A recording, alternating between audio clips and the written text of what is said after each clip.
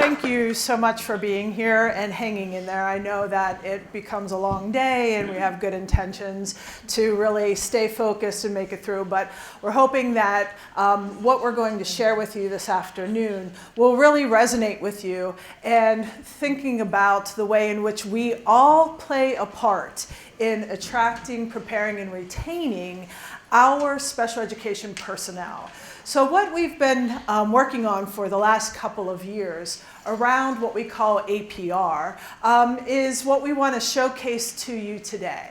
Has anyone heard those letters of APR or Attract, Prepare, Retain, or have participated in anything that we've been doing over the last year-ish?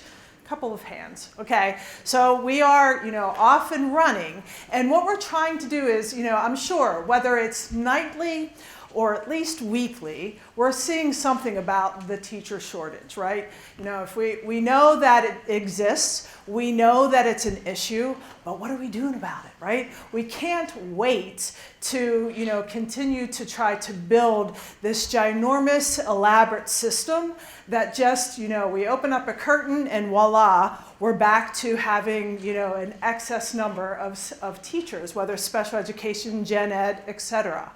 So what we're trying to do through the Bureau of Special Education is really trying to go for that low-hanging fruit. Where can we start to get some momentum and start to get some things rolling while we start to try to address those harder issues? Last week, Christine and I were with folks from higher ed at one of their conferences, and we were talking with them about some of the issues that we're seeing around emergency permits and internship certifications, right? So those are things that will require us to have conversations with higher ed and with institutions of higher ed, and will take us a little bit of time, right? But we can't wait for that. We've got to do some things now. So today we're going to showcase some of the things that we're doing, and we're asking and inviting you to participate in, because right here, we're all in this together. We all have a part to play in this work. I kind of want to go into High School Musical, but I will refrain. So 3 parts. I know, right? APR, Attract, Prepare, Retain. So we want to attract people to the field, right? That's number 1, passionate, diverse individuals. We want to prepare them, and we're preparing all the time, right? I've been in education for a long time, but I'm still learning things. I was up in a session by the TIE Center this morning, like, oh, that's great, that's brilliant. And I can connect it to things that I'm doing back in the Pittsburgh area that are really going to help me to work with consultants and school teams to kind of move things forward. And then retain. What are we going to do? Because we need to continue to think about, this is hard work. This is not easy. We've got all of, the school I was in on Tuesday, the number of teachers who are not coming into school. So now we've got other teachers who are covering classes, or students are coming in from another class and now they've got a double class. This is not easy, and maybe every once in a while it's okay, but if it's happening weekly, right, we've got to think about what are those ways that we can retain folks. And again, we're looking at that low-hanging fruit, start to cherry pick some of that as we think about some of those long-term solutions. So today we're going to look at some of the data. We have data. We're working with the American Institute for Research, and they're looking at our impact data. What are we doing, right? Because we're putting lots of money into this, and lots of time, and lots of personnel. So we want to make sure that we can say to all of you that this is making a difference. And we're really pleased to see that we are seeing some things move. The needle is moving, which is really exciting. And then we're also going to talk about ways in which you can engage in some of these efforts around mentoring, networking, as well as some of our learning institutes. So I know this is a little tricky to see, but every November, like I'm saying, is we've been doing this forever, but this is our 3rd year that we are asking intermediate units to tell us, as of November 1st, so that would have been yesterday, what are the vacancies like in your catchment area? So IU3, of the 42 school districts, as well as the charter schools, as well as the CTEs, what's it look like? vacancies as well as positions, okay? We've asked all 29 intermediate units to give us this data. We're asking for the data before Thanksgiving. We'll start to look at that data and we will compare it over the trends over time. So this was just a snapshot just last year on November 1st. So not too surprising, right? Paraeducators, a 15% vacancy rate for them. And then school psychologists, again, not another big surprise. But when we can dig into this data, we can look by region. And so we see some discrepancies there in the data where we see more paraeducators. I'm not sure, so I'm not going to say which region, but certainly we see in certain regions that we have other trends, right? So we're using this data, we're relying on this data to say, when we're going after these efforts, we got to go at the central region hard for school psychologists, and we got to look at the eastern region for X, Y, or Z. So this data is helping to tell our story. You can see that special ed teachers, we actually have it in 3 different groups. K to 5, 6 to 8, 9 to 12. And it doesn't look so bad. 4.78% for K to 5. But if you squish it all together and do K to 12, we're sitting at about 16, 17% of special education teachers. Yikes, right? So again, we can pull that back and look by region. So we'll see what the story tells us at the end of November this year. And again, that will help us to determine are our efforts having an impact or where do we need to focus. Here's what our special education. So a lot of times when we look at the news or we look at things that are coming out from like the department, it is all teacher certification.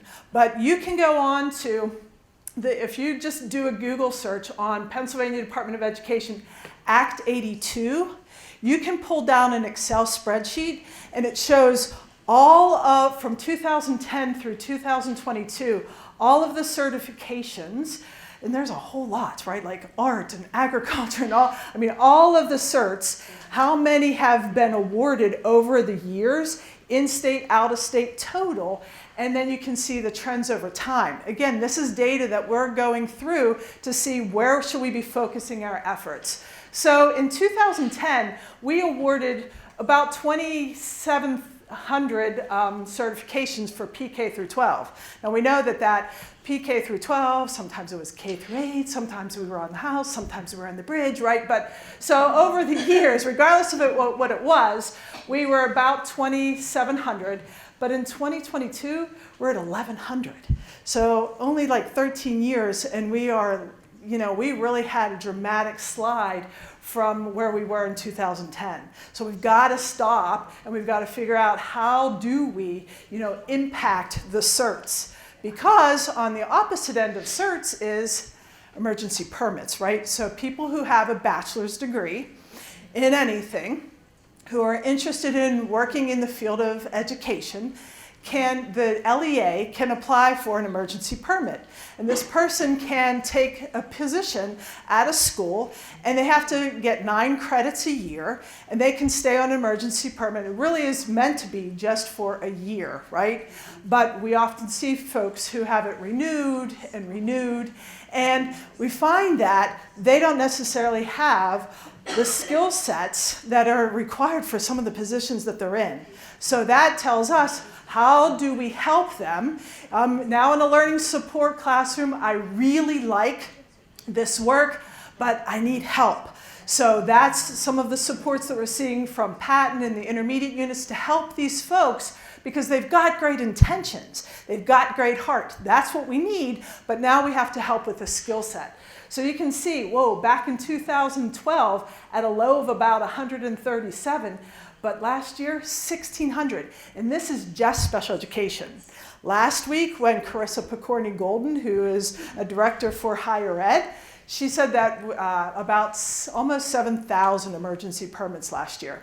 She's like, we got to stop this, right? So we were listening and we're like, we'll help you. We'll figure this out. How do we go from emergency permit to a teacher intern? Whatever we need to do, we'll help, but it's not going to be an overnight fix. But we know that we've got something that we have to work through, which is some of these APR efforts that we're doing that can help support our emergency permit folks. So I want you to think about, all right, you showed us a lot of data, you set the context. That's all well and good, but that's going on, but we also need to think about, so what are we doing? Why are we in this field of special education? So we were collecting some stories of folks who are in the field of special education and asked them, tell us your story. How did you get into special education? Because we all have had varied ways in which we did that. For me, at 5 years old, I was like, working with my little brother amongst all the stuffed animals, and I knew I wanted to be a teacher from 5. But there are folks who are second careers or just kind of happened into it as a camp counselor. Lots of different stories. And we need people to tell their stories because that's how we relate to this work and how we can help to kind of grow our own. So we're going to listen to Melissa Crum, who's a director of Mosaic Network. And she's going to talk about her why and something that maybe you can hang on to if you're working with students so that perhaps you can help support their understanding of what it means to be a teacher. So when I teach pre-service teachers, I encourage them to think about their why. So why exactly are you getting into education? And where do you see yourself teaching? So sometimes we'll get educators who are really passionate about their subject. They really love science or they really love math, but not necessarily thinking about subject matter expert doesn't necessarily make you a great teacher. So how much is your drive to be a teacher about developing human beings? As a mother, I don't say I'm raising a child, I say I'm shaping an adult, right? And so when we're thinking about educators, are you thinking about yourself as shaping this human being? And if you're doing so, what are the tools you're using to do that shaping?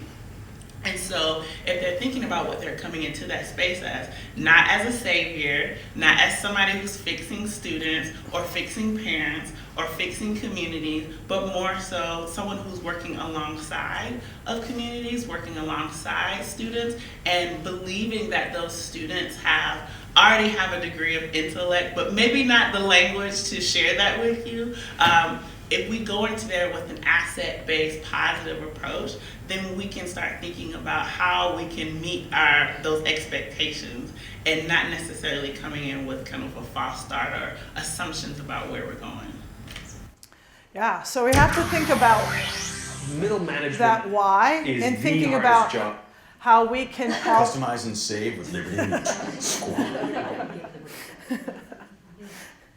And how we can help students as we're preparing that. So we have a lot of hear their stories upon our APR repository, which we will head to in just a little bit. I think I can, yeah. All right, so I want you to just pause for a moment and either think about this independently or with folks that are around you. And think about well, if we are really all in this together, what can we do to attract people, prepare either yourselves or others, or even retain? So just take a minute now that you're thinking about APR and either talk with folks around you or internalize these questions just for a minute.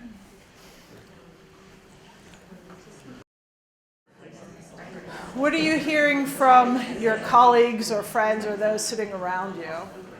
Anything anybody want to share? Yeah.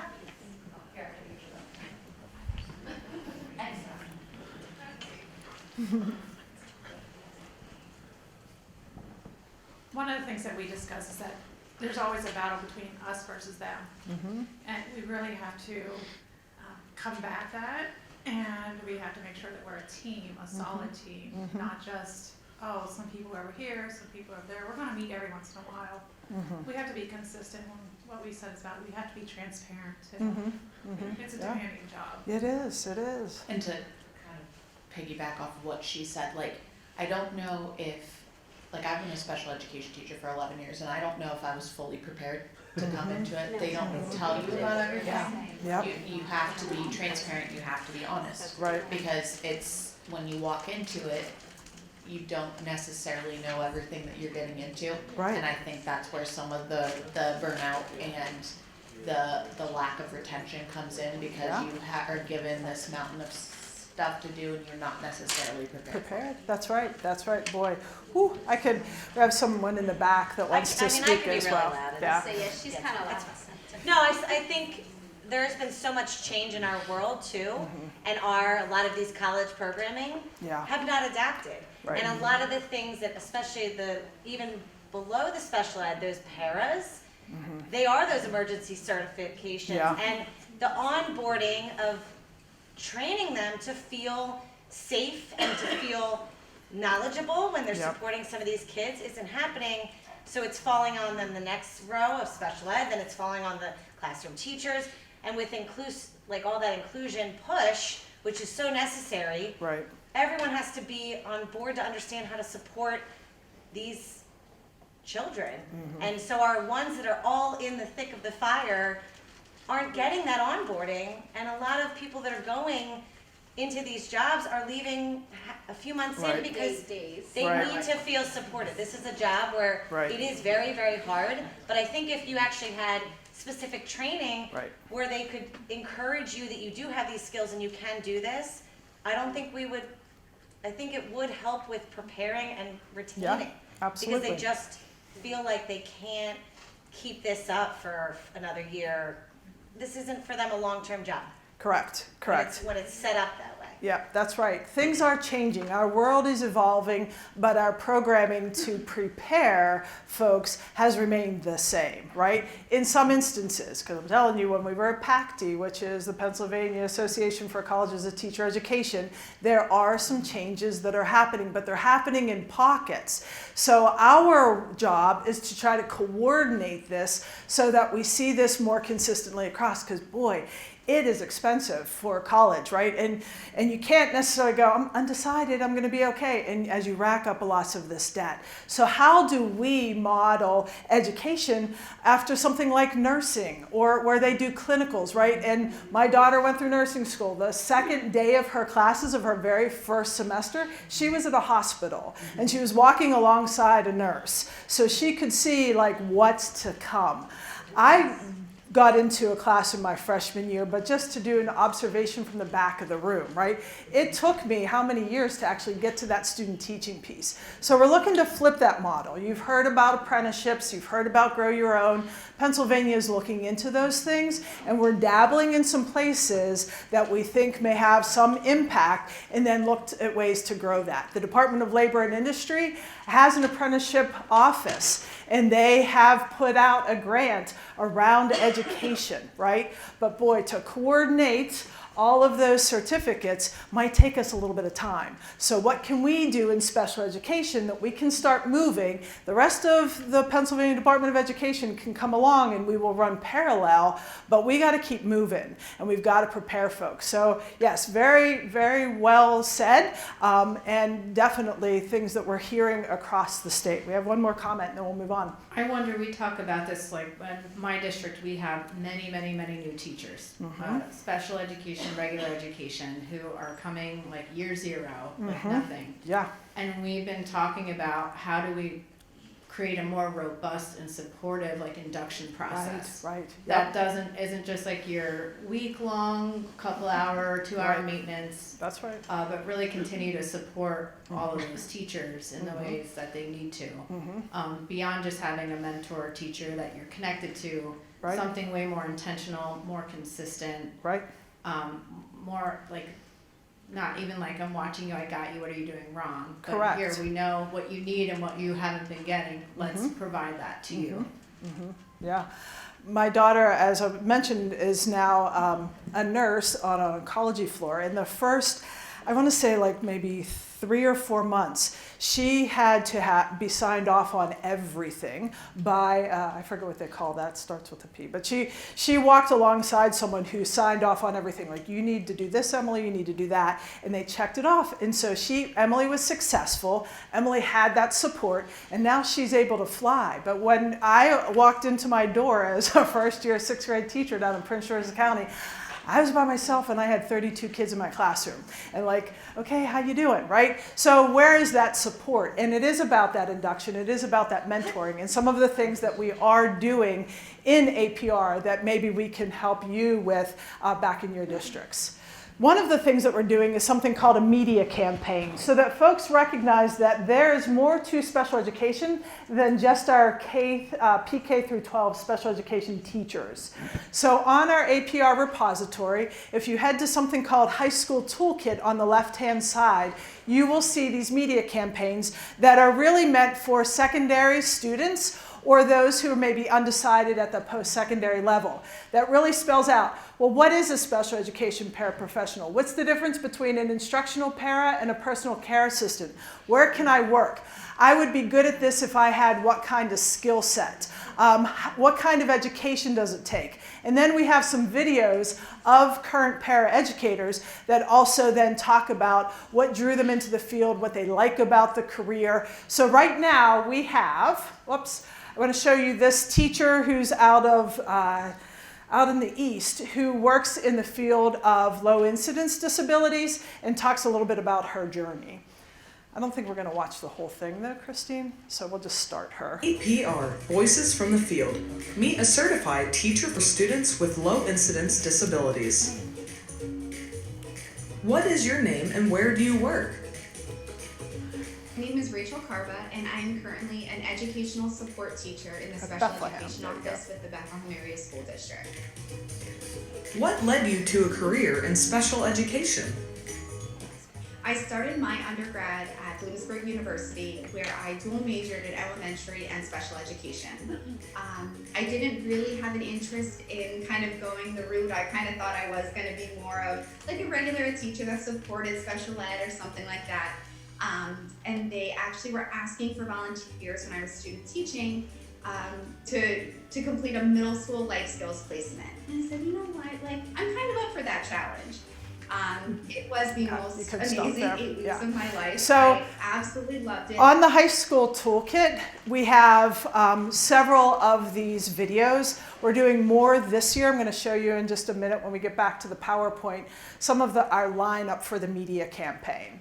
So for 2022-23, we did paras, assistive tech, teacher of the visually impaired, a certified orientation and mobility specialist, and then you just saw Rachel, who is working with students with significant cognitive disabilities.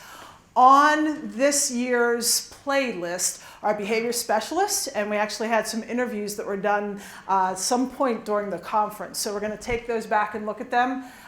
Things around deaf, hard of hearing, educational audiologists, educational interpreters, teachers of the deaf. We're also looking at just generally a special education teacher and a speech language pathologist. But real quick, what role would you say we need to look at that we should be focused in on these media campaigns? Anything come to mind like, oh, why didn't you do this one yet? Emotional support, something specific for that. Okay. Autistic support. And we weren't sure if we needed to go like specific because it's not like there's certification, right? That's specific for autistic support or emotional support. But certainly that job is different, right, than some of these others. Yes? What about like a registered behavior technician? Like what is that? How is Okay. that different? Like one of the things our district is doing is going to be offering that training, and you'll get paid Yeah. for money, you know, to be a part of that training and be a registered, you know, a Yeah. certified, you know, RBT. Okay. So Okay, that's good. Yeah, thanks. PINs or some sort of data entry, like a PIN, somebody who's in charge of PIN data. Okay. Okay, that's a good option as well. Anything else? Yes. Transitions coordinating. Oh, yeah. In fact, there was a learning institute today for transition coordinators that we did and actually was very well attended across the state. So yes, thank you. So these will be coming. And for the ones that we did last year, we are going to be doing some video clips because you saw Rachel looked really, you know, she looked like she's in Utopia School District, no distractions, she's, you know, her hair looks good, everything's great. But certainly if we went in and saw Rachel, she might be pulling out her hair today. So we want to kind of follow Rachel and others so that we get like a real life, like what does it look like? So we're working on those kinds of clips as well. So that's a little bit about a way to attract. It's not going to like be something that's all of a sudden, woo, all of our numbers are going to go up, but it's a way. And it's a way that we can share with school counselors all of the different opportunities around special education careers. But I'm going to talk about some other things in which we can attract, prepare, and retain. I'm going to turn it over to Christine, who's going to talk a little bit about our APR mentoring project as another way in which we can retain folks in the field of special education. All right, good afternoon, everyone. Thank you.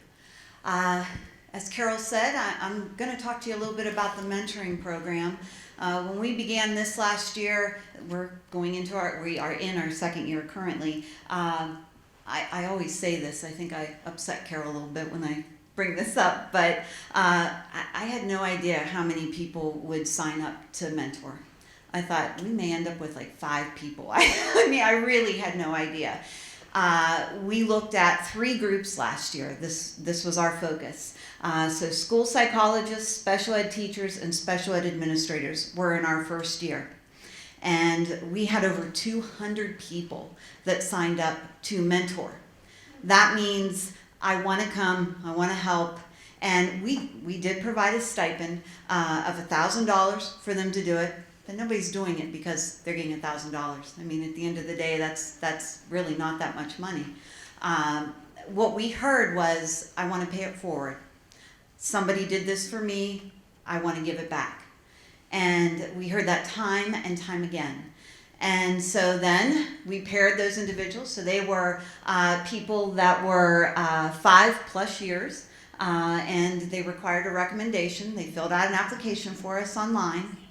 And then we began to look for mentees. So those were individuals in the roles who were 3 years or less, and they had to have a supervisor endorsement that said, yes, please, take this individual and provide a mentee to them. Now, one of the things that we run into is sometimes people will say, well, I'm already mentored in my district. And yes, that's possible. You may have a mentor in your district. However, that mentor may be in English, or it could be in art. It's not necessarily in the role that you are providing supports and services. The other thing is, it's typically somebody that can talk to you a lot about the school. They can talk to you a lot about the procedures and policies and things that happen in that district. But what we found was people wanted to talk to somebody about, hey, I am really struggling with child A. I do not know what to do. And they didn't want to do that in-house, where somebody they felt might go and tell on them, so to speak. So it was a beautiful relationship to pair these people up. And we took all the applications, we vetted all of the mentors, and then we took all of the mentee applications and paired them up appropriately. So again, school psychs with school psychs, obviously, special ed teachers with special ed teachers, and then administrators was our largest group.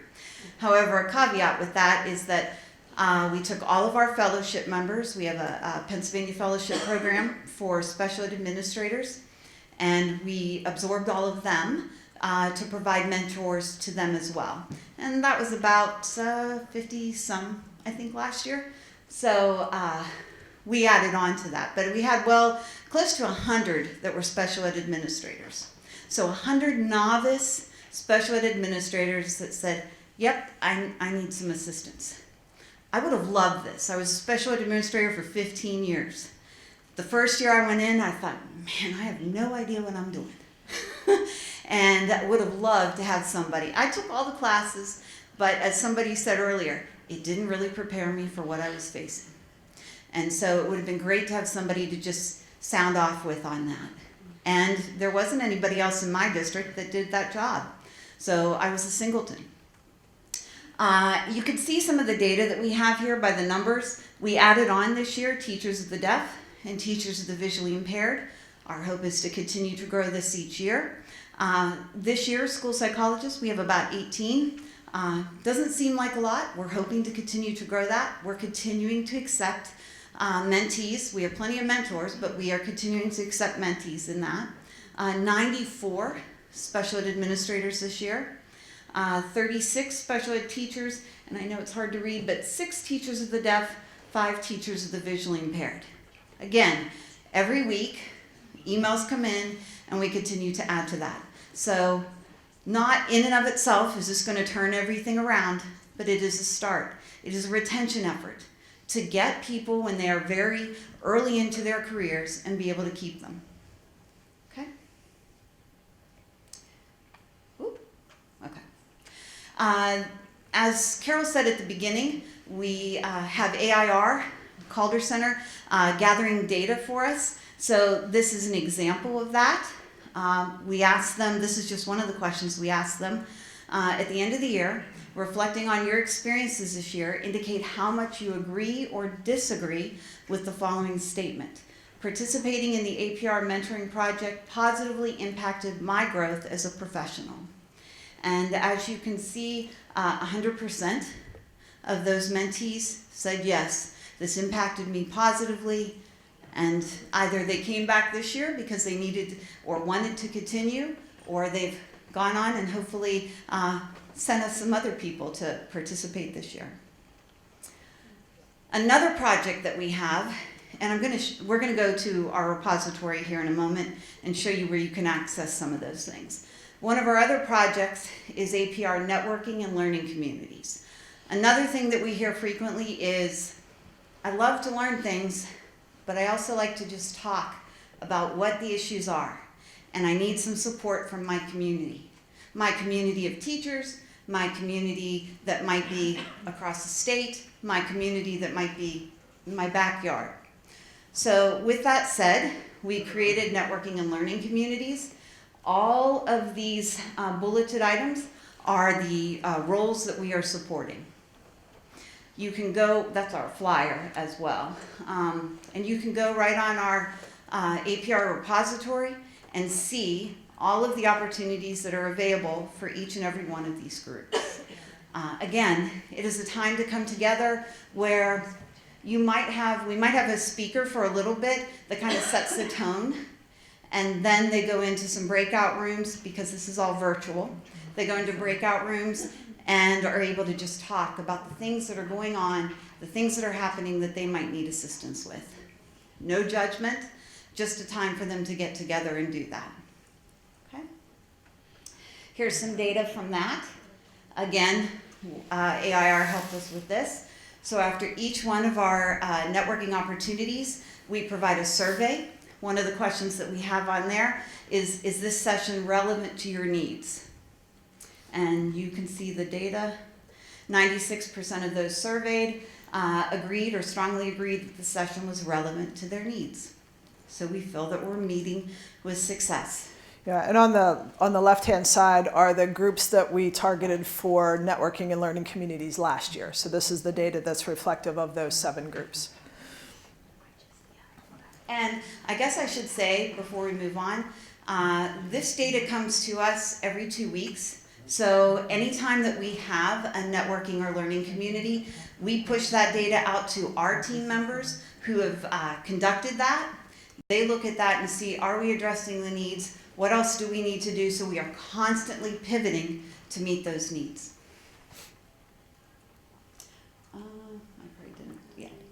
The next one here is the information shared in the session will be useful in my work.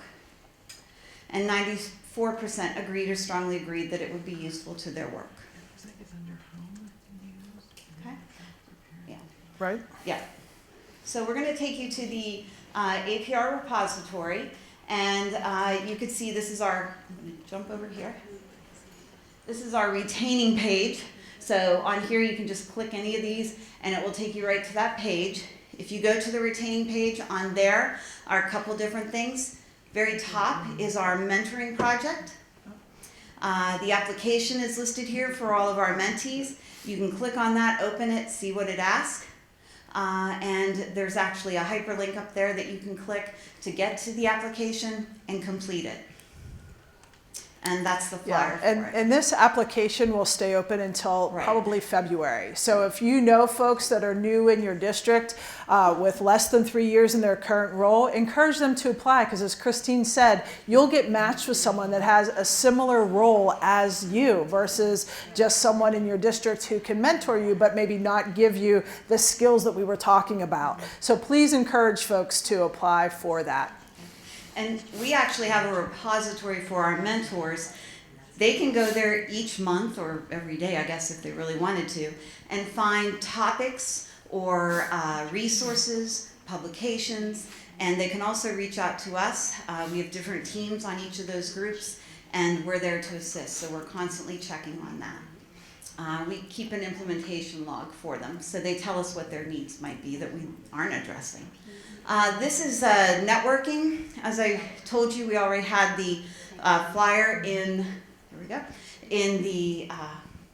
in our presentation, but this is just an example of that. So if you go to school psychologist, it lists here all of our networking dates, who you can contact. That's our statewide lead for this one, school psychologist, and then the registration. You'll go to our patent training calendar, and you can sign up for those. Yeah, last week we just had the one for autistic support teachers. We had about 200 people on. The week before we had emotional support teachers and paras. So they're typically held in the evening or late afternoon a couple times throughout the year. So if you missed one, no biggie. You can come and hit another one throughout the course of the year. So there's the emotional support, autistic support, and they talk about the exact topics that they're going to be doing throughout the course of the year. I guess the other thing that's important for us to point out, our bureau director, Carol Clancy, we meet with her every so often, weekly last year. It's a little less this year. And we discuss these things. She's out and amongst many districts, much more than we are perhaps. And so she is able to tell us, hey, you guys are missing this. Add this, pull that. So you saw that corrections ed up above. That was one that she wanted us to add. And it's been well attended. Mm-hmm. Okay, where else were we taking them? Anywhere on here? Nope, we're going back to the PowerPoint. So we'll go back to our PowerPoint. Okay, so APR grant opportunities.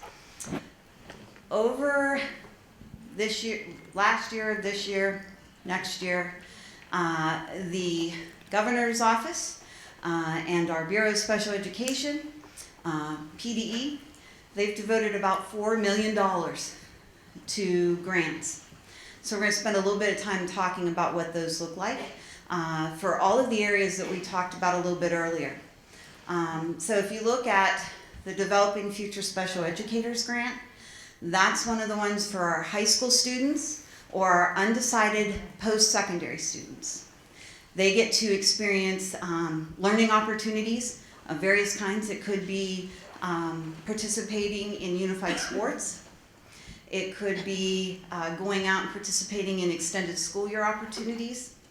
It could be visiting a college campus. There's a plethora of things. We kind of opened it up and let people come up with some of those ideas this year, or last year rather. And so it's a 2-year grant. It was upwards of $25,000. We had 46 teams or LEAs or IHEs, grantees, that signed up to participate in this. And we're gathering data throughout those 2 years to see, hey, is this hitting the mark? Is this making a difference? What are the strongest learning opportunities that are really grabbing some people? And from that, we'll build another grant, Developing Future Special Educators Part 2, and hopefully to push that out at PDE at the conference in end of February, beginning of March. And we'll focus a little bit more this time on what those experienced learning opportunities will be. School psychology paid internships for out-of-state graduate students. Many of you may have heard about the FIA grants that were put out.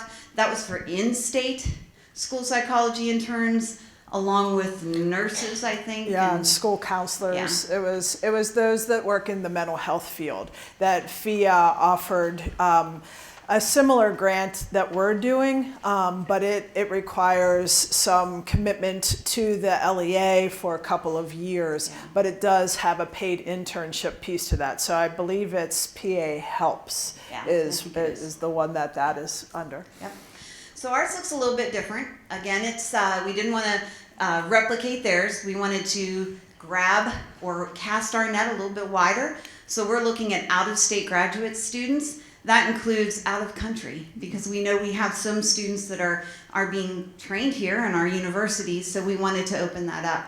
And it's a $20,000 grant, and it is to pay those student interns who come here and work for the year to learn under a veteran school psychologist. Yep. Okay. Yeah, so we only have 2 this year for Bristol Township and for New Foundations Charter School. They're out-of-state students. They could be going to school out of state, but they're choosing to do their internship in Pennsylvania. And we already have one on the docket for next year. So the application is open for any LEA that would like to support an out-of-state school psych intern, and we will give you $20,000 to pay this intern. We have 53 LEAs that are currently willing to take somebody from out of state. So we are actively trying to help that by getting the word out to those universities both in state and out of state. We just sent an email this morning to every school psychology program across our nation saying, hey, in Pennsylvania, we're willing to give this. Please take advantage of it. Okay? And then you'll see the accelerated program. We're going to show you some data on some of these things in a little bit. The accelerated program for PK special ed teacher certification, which is such a mouthful to remember. This is for those post-bac individuals, again, that are mostly emergency cert, that we're trying to grab into special education. And we have 15 current universities that are participating in this. The really cool thing about this is that they're providing, all of them are a little bit different based upon what their needs were and how they felt students, they could best address students' needs. So you can go on our website, again, pull that down, look at the contact names, and be able to contact those university grantees to see what the opportunity looks like. Some of them are funding some of the programs that they're providing. Some of them are looking at the life experiences and some of those things that students are having to count that. It's an accelerated program. So the whole purpose of that is to break down those barriers of things that I don't want to say a student doesn't need, but maybe they don't need. Yeah. You know?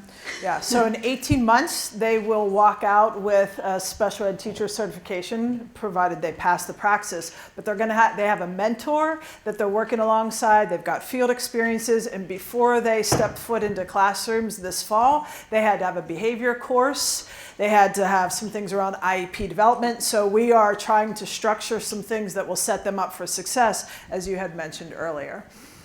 And then the Promoting American Sign Language.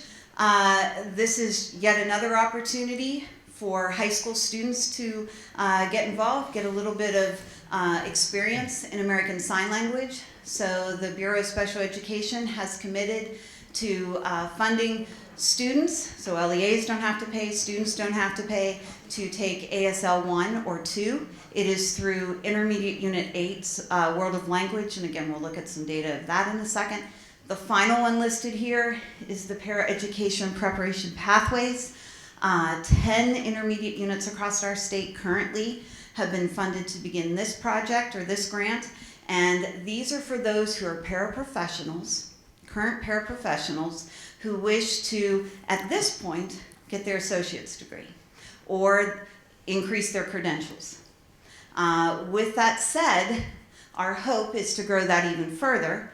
And we're fully funding that. So the goal is for all of the people who participate, so any paraeducator who participates in this continues to work, again, knocking down those barriers, looking at those things, life experiences, work experience, and the like, and determining what it is that they need in order to be a successful, at this point, associate degree. And then leading into, in the future, our hope is to continue that with a bachelor's degree. So, okay. And where can we receive, is this website or this presentation somewhere? Or like these links, that APR? Yeah, we'll put them up on the events.patent.net. Okay, awesome. But the repository, if you go there, you'll be able to see all of that too. Yep. Okay. So, just some data for you, the Developing Future Special Educators Grant. One of the questions we asked there is, do you currently have any interest in or plans to pursue a career in special ed? So we asked them pre and post. So pre, 32% of the students that participated in a learning experience said, or learning opportunity rather, said, yeah, I might go into special education. Post, 45%. Again, may not seem like a huge increase, but it's moving the needle. So we're hoping to continue to increase that. No's were 23%. At the pre, that lowered to 16%. And then those that were not sure, 45 lowered to 39. Okay. So you can see that just says it. Mm-hmm. The number of accelerated program participants, we currently, so this again is that post-bac, we currently have 191 students in those 15 higher ed programs. 191 special educators that are going to come out and be able to roll into our schools in Pennsylvania. So our goal there, retain them in Pennsylvania. And reduce the number of emergency permits, right? So it's a way to chip away at this. It's not solving it, but it's chipping away. Yep. Okay, we'll move on from there. The Paraeducation Preparation Pathways grantees, this just lists for you who those individuals are by the intermediate units. Again, this is the one that comes out through the intermediate units. We tried to capture a lot of different areas, so this was all for intermediate. And I'll just go through that. That lists all of the grantees currently. So our goal here is to continue to watch this, see how it grows. What can we change? What can we address? And it's pulling that higher ed in. It's pulling in the intermediate units. It's pulling in the LEAs and really looking at what's needed. Yes? So,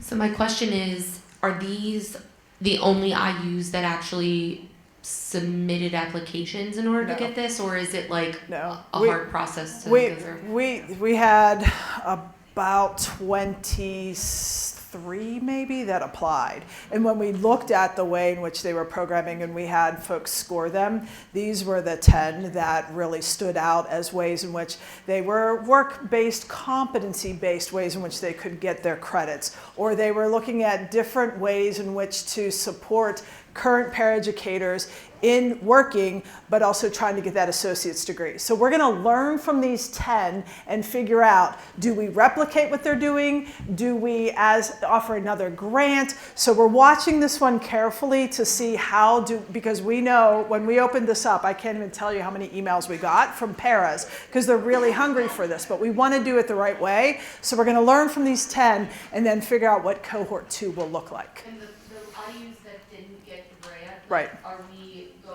Are you able to go back and tell them why they didn't get the grant and keep them informed so that maybe they can be next to them? Yeah, absolutely. We have had conversations with folks and they certainly are welcome to reach out some more, and we will continue through the work that Carol Clancy does when she meets with PAIU every month. She gives them this kind of information and updates them. Yep. Talked about the promoting American Sign Language. I'm looking at our time here and I want to be respectful of that.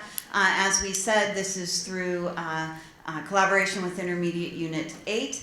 It is through their World of Learning Institute, so ASL 1 and 2 is being offered. You can see the current numbers, 170 students out of 23 intermediate units and 34 school districts are taking advantage of ASL 1 or 2.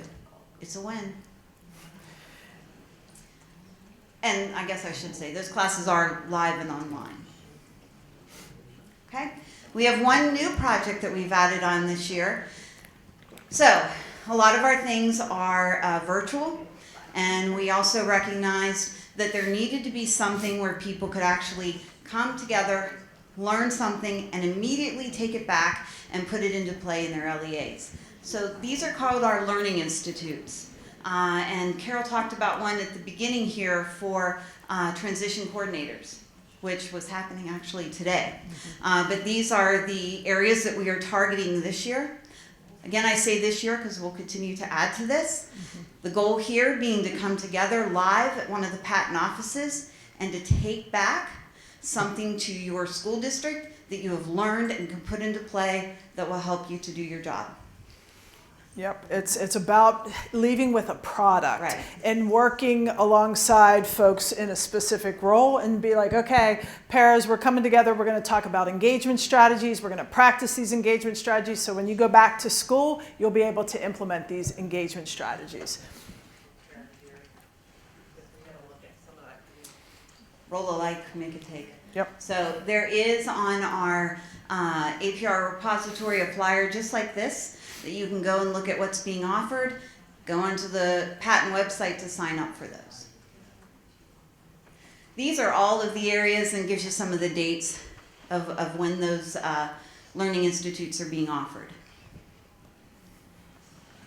Okay. We want to end with this. So as we said, we're all in this together. And we really do believe that. As we've traveled across the state and even out of state and talked to people, one of the things that I personally have picked up is that we're really not good stewards of our profession. And I can own some of that as well. When students are coming up to us, I watched my own son over Halloween, and he was, for the first year, handing out candy instead of taking it. And I loved to see him interact with the children and what he said to them. And I thought, man, he would be an excellent teacher. I can tell you a few years back, it would not have been something I necessarily would have said to somebody. And I thought, why is that? Why do I not think the job that I'm doing and that we need to keep filling our position? We all need replacements eventually. Some of you are a lot younger than I am, but we all need replacements at some point. So we need to be thinking about what is it that we can do to get people attracted to our field. We're moving the needle, but we're just touching on it. And we need all of us to be a part of it. So we're going to ask you a couple things to think about as you leave here today. What attracted you to the field of special ed? Just like our kindergartners who we see that are anxious to come into school, that's usually what a novice teacher's like. We can quickly end that, or we can help them so that they can be successful long term. What do we need to continue staying prepared? Some of the things we hear is long-term systemic changes. Quit throwing something at me each year. Give me some time to learn it. These are all things I used to say. I'm sure they're things that you all say. And then finally, how do we retain them? Both short and long-term goals are one of the ways that we look at that. We've asked each of our mentees to think about that. What is your short-term goal for this year, for this month? What's your long-term goal in 5 years, in 10 years, in education, in PA?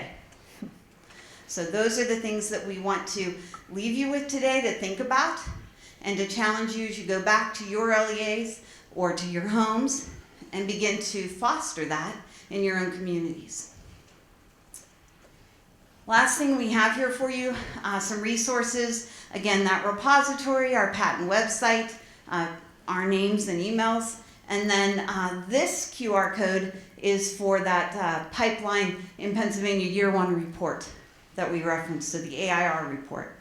If you want some more in-depth reading, it's a lengthy document about that. Okay, but very worthwhile. All right, I think we're kind of out of time. So I thank you all for your time today.